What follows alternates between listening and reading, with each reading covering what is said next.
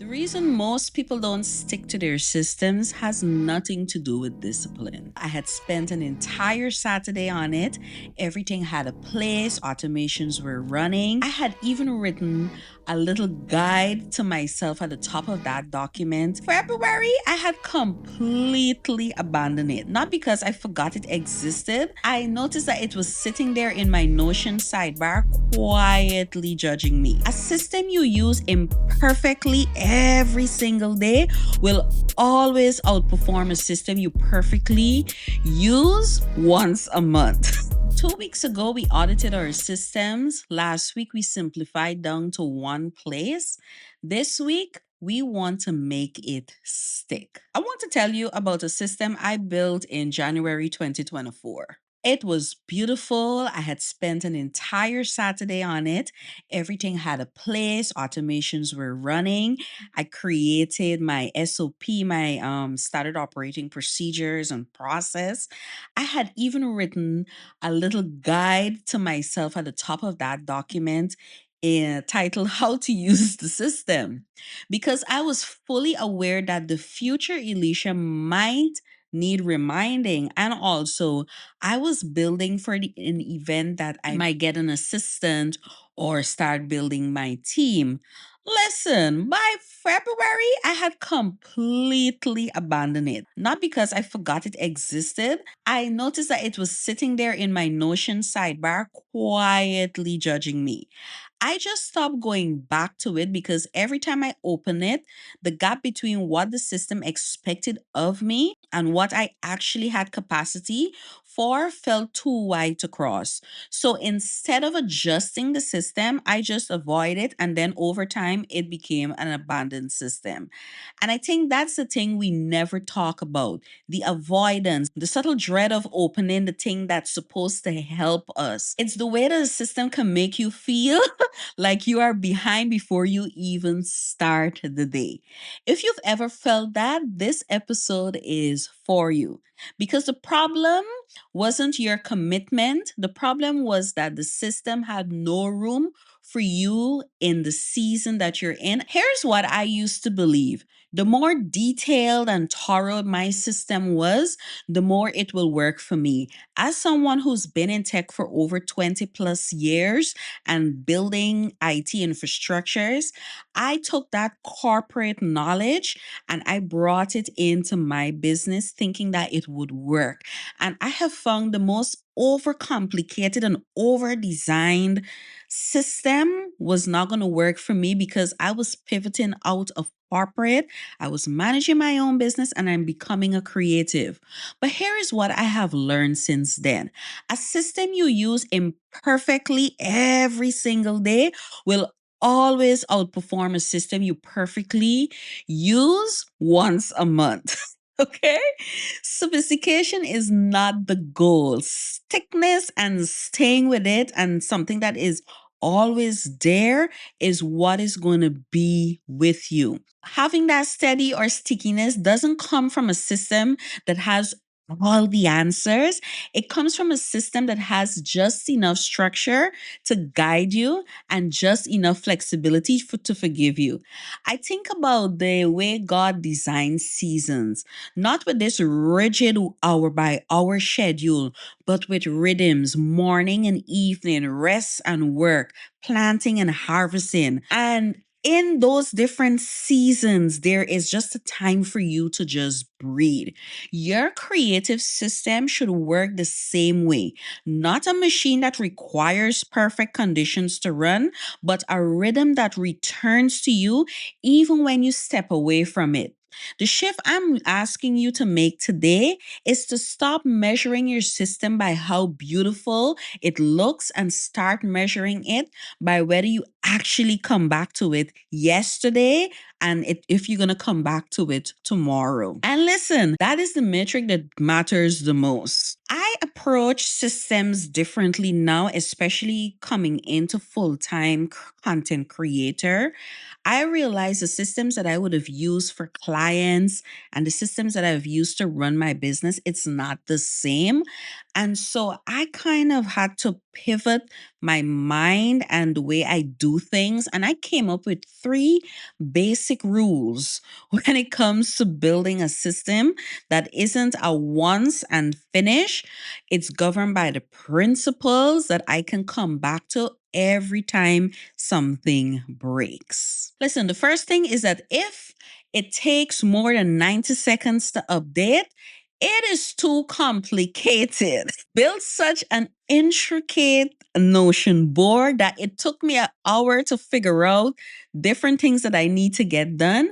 And I'm like, no, this is wasting a lot of time. I need to be a good steward of my time. So if it's 90 seconds, if it's going over 90 seconds, I have found that it is too complicated. And so speed of maintenance actually determines the frequency of use. Every time you sit down to update your system, it should feel fast. The rule is about ruthless simplicity in the maintenance step. If your weekly review takes 2 hours, you'll do it once and never approach it the next week. If it takes 15 to 30 minutes, you will do it every single week.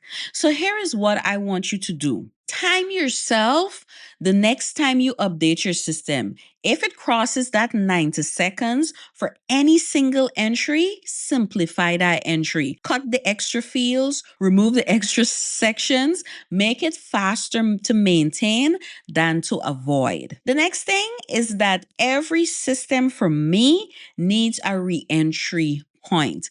Life will happen. As they say, life will always be lifing. The system needs to welcome you back. The moment most systems fail isn't when they're built. It's the first time real life interrupts and the creator doesn't know how to get back into that flow. A reentry point is a designated starting place, the one thing you do to re-engage with the system after absence. For me, it's my Friday 15-minute to 30-minute review.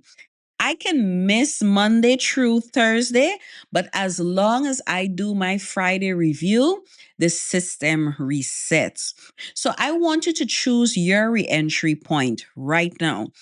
What's the one reoccurring action that, if you do nothing else, would keep your system alive? Name it, schedule it, protect it like a non negotiable. One of the things that I have learned in this past year is to design for your hardest week and not for your easiest one. The system has to work when life gets full, or it won't work at all, and you're going to find that you feel more frustrated. But when you're setting up a system, we're usually in a clear head, we're motivated, and in that moment, we're designing for that version of ourselves, and the one with time, energy, as well as enthusiasm. So I started to ask myself this question, and this comes from reviewing and doing that weekly review and noticing different trends and patterns throughout my entire week. And one of the things that I've noticed is that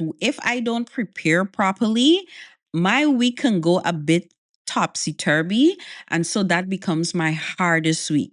So if I know that I have a lot of things going on in the next 2 weeks or next 3 weeks, if there's an unexpected deadline or there's an emotional season, if my system requires my best self to function, it will collapse exactly when you need it the most.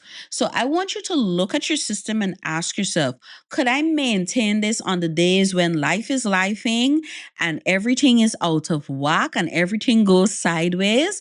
If the answer is no, simplify until the answer is yes, and that is going to be your real system. Everything else is extra cherry on top and decorations. I have found that my systems not only need to be simple, but it also needs to be flexible. And I've designed my systems week in and week out to facilitate the life that I live outside of content and business. And so I have to approach that. I'm not working into the system and I have to neglect life and neglect family and neglect my own rest. The system has to work with me. Okay. I want to sit with something before we close today. There's this pressure in the creative and entrepreneur world to have it all figured out.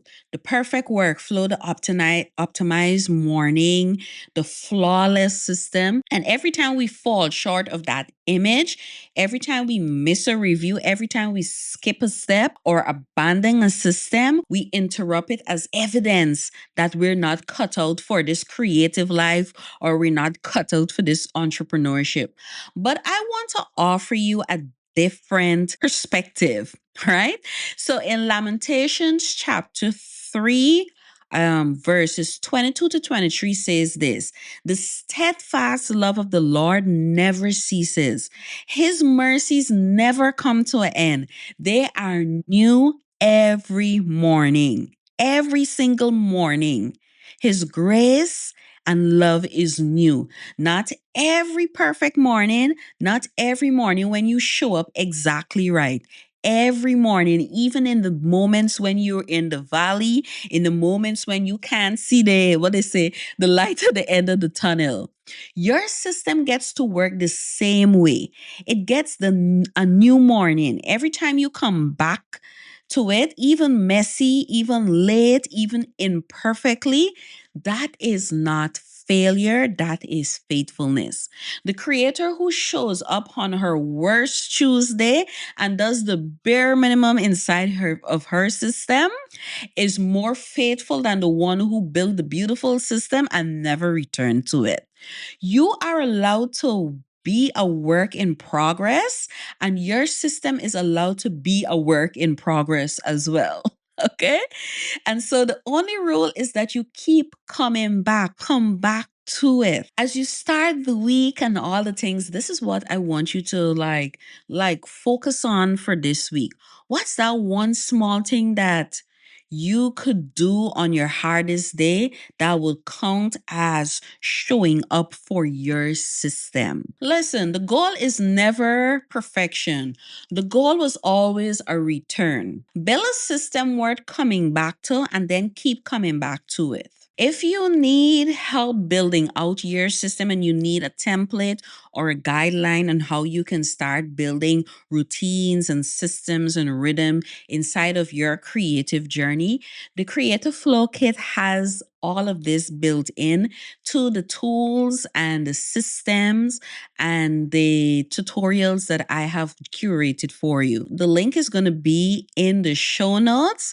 Grab it and put it into your calendar this week. Listen, I'm so enjoying this series. And if this series have blessed you or got you to think differently, please feel free to share it. If you're listening to the audio version of this podcast, please give some stars, and also leave a review and let me know how the podcast has been helping you. We are now live on YouTube, so there is a video component to the podcast, so you can come over to YouTube and you can see my face. And so I'm so excited that 2 episodes ago, I launched the video aspect of the podcast, and I'm so happy about it. This is different.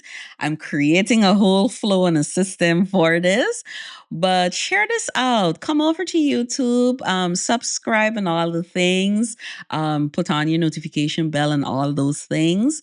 And next week, we are going to be talking about when to burn your system down entirely and how to tell the difference between a system that needs adjusting and one that needs replacing. So I don't want you to miss that. Make sure you turn on all your notifications and all the stuff. That's it for today. I'm Alicia, and this is how we create a flow.